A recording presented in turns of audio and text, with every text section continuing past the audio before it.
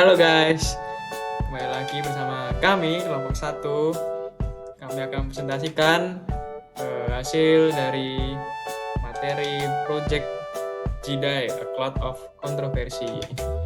Sebelumnya kita perkenalan dulu ya. Saya sendiri Albertus Magnus dengan NIM sekian, lalu ada teman saya Muhammad Gibran dan Vevel Pasaribu. Lanjut, kita ke bagian topik. Nah, topik yang pertama adalah apa itu Project JIDAI. Lalu kita lanjut topik yang kedua, mengapa bisa menjadi kontroversi. Lalu yang ketiga ada pertanyaan tentang studi kasus. Oke, kita masuk ke topik yang pertama. Tapi sebelumnya, apa sih kepanjangan dari JIDAI? Nah, JIDAI adalah Joint Enterprise Defense Infrastructure.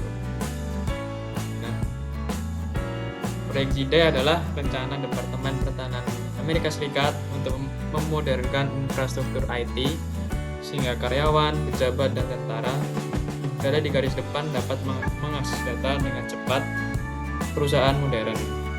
Nah, proyek JIDAI bertujuan untuk menciptakan infrastruktur cloud terpadu di seluruh Departemen Pertahanan yang akan mempercepat aliran data dan analisis untuk memerangi pasukan.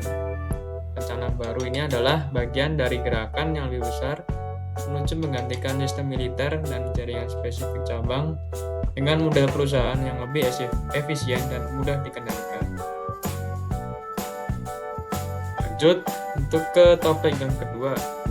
Mengapa proyek JIDAI itu bisa menjadi kontroversi? Pertama, pada 26 Juli 2018, DoD atau Department of Defense Amerika Serikat mengajukan permintaan untuk proposal program cloud pertahanan perusahaan gabungan atau JIDAI sendiri. Nah, program ini memerlukan kontrak $10 miliar Amerika Serikat untuk satu perusahaan komputasi cloud yang akan berfungsi sebagai penyedia komputasi awan eksklusif untuk Departemen Pertahanan Amerika Serikat. Departemen Pertahanan telah menghabiskan $10 miliar Amerika Serikat untuk mencoba membuat sistem ini. Tapi apa yang diinginkan dan dibutuhkan oleh Departemen Pertahanan adalah sebuah cloud yang luas dan mendukung pembuatan keputusan modern dan memberikan hubungan seluruh dunia untuk operasi Department of Defense sendiri. Nah, kontrak JIDAI ini adalah pusat dari upaya Pentagon untuk memodernisasi teknologi.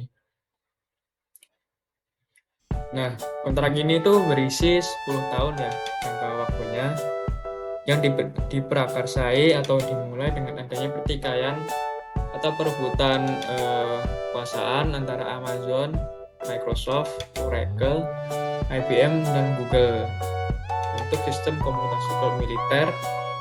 Nah, lalu pada akhirnya Google putus asa mengambil kontrak ini pada bulan Oktober 2018 tanpa mengajukan tawaran resmi dan mengklaim bahwa pekerjaan militer bertentangan dengan prinsip perusahaan yang melarang penggunaan kecerdasan buatan dalam persenjataan. Lalu Oracle, IBM, dan Microsoft menyatakan juga bahwa Department of Defense tidak seharusnya menggunakan satu vendor cloud saja untuk program JIDAI ini. Beberapa ahli telah didukung oleh mereka. Banyak perusahaan menggunakan banyak vendor cloud karena itu lebih aman. Lalu menurut Leigh Madden, manajer umum Microsoft, untuk keamanan nasional menyatakan bahwa perusahaannya ingin memenangkan kontrak tersebut, tetapi 80% perusahaan menggunakan banyak vendor cloud. Dan pakar lain telah menunjukkan bahwa penyebaran satu cloud bertentangan dengan praktek dan tren industri yang sudah mapan di pasar komersial. Dan mereka percaya bahwa kontrak besar seperti ini tidak boleh diberikan kepada perusahaan tunggal saja. Dan para pendukung satu JIDAI itu mengatakan bahwa menggunakan banyak penyedia akan mengurangi kompleksitas dalam sistem militer IT dan arus komunikasi. Sedangkan kelompok komando cloud Pentagon menggambarkan proses akuisisi untuk migrasi cloud besar-besaran yang akan merentang di seluruh infrastruktur Department of Defense, terutama berfokus pada infrastruktur saat melayani infrastruktur as a service atau IaaS dan platform as a service atau PaaS.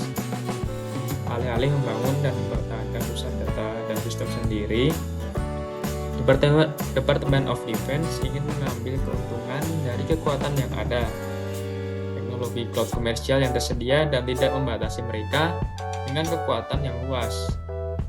Tapi, Department of Defense ingin tetap sejalan dengan industri dan dapat mengambil keuntungan dari solusi perangkat lunak komersial terbaru ini. Peraturan akuisisi Pentagon di masa lalu berfungsi sebagai hambatan terhadap inovasi. Nah, kebijakan akuisisi internal perlu direvisi untuk mengambil keuntungan penuh dari platform cloud komersial tersebut.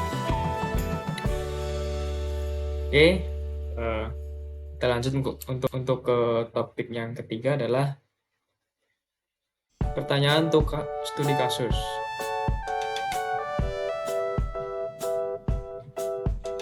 Pertanyaan yang pertama, apakah dalam menjelaskan proyek JIDA itu, mengapa begitu penting dan masalah apa yang harus diselesaikan?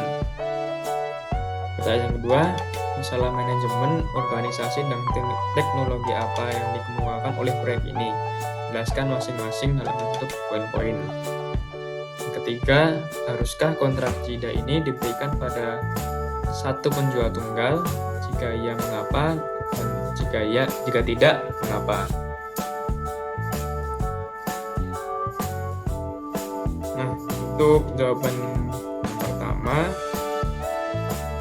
proyek JIDA adalah rencana Departemen Pertahanan Amerika Serikat untuk memodernkan prasarana IT. Hal ini penting karena proyek ini bertujuan untuk menciptakan sebuah cloud yang akan mempercepat aliran data dan analisis untuk pasukan tempur, yang akan memungkinkan militer untuk menggunakan kecerdasan buatan untuk meningkatkan teknik pertempuran, perencanaan perang, dan komunikasi medan perang. Proyek infrastruktur pertahanan perusahaan gabungan bertujuan untuk menciptakan infrastruktur cloud untuk seluruh departemen pertahanan yang akan mempercepat distribusi analisis dan informasi untuk pasukan tempur. Jadi dipentingkan untuk kegiatan militer Amerika Serikat. Yang kedua, kita jawab untuk pertanyaan kedua. Dari poin manajemen, karyawan atau pegawai perlu dilatih oleh manajer untuk informasi baru yang ditambahkan. Lalu dari sisi teknologi, layanan cloud saat ini, Department of Defense sekarang itu didesentralisasi, menciptakan tambahan kompleksitas untuk mengolah data dan layanan di tingkat yang luas bagi perusahaan.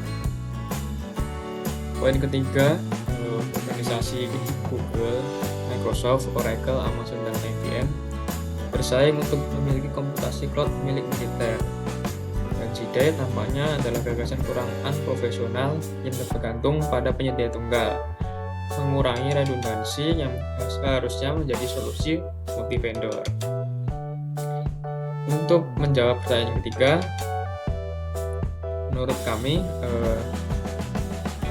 tidak seharusnya diberikan untuk satu vendor saja, karena mereka juga menghadapi masalah lain yang mencakup mobilitas data, keamanan, kepatuhan, dan memastikan keterampilan pelatihan yang tepat.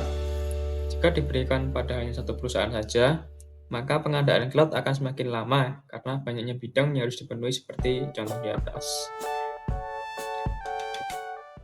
Baik, sekian presentasi dan penjelasan dari kami kelompok 1. Apabila ada salah kata, mohon maaf yang sebesar-besarnya. Terima kasih.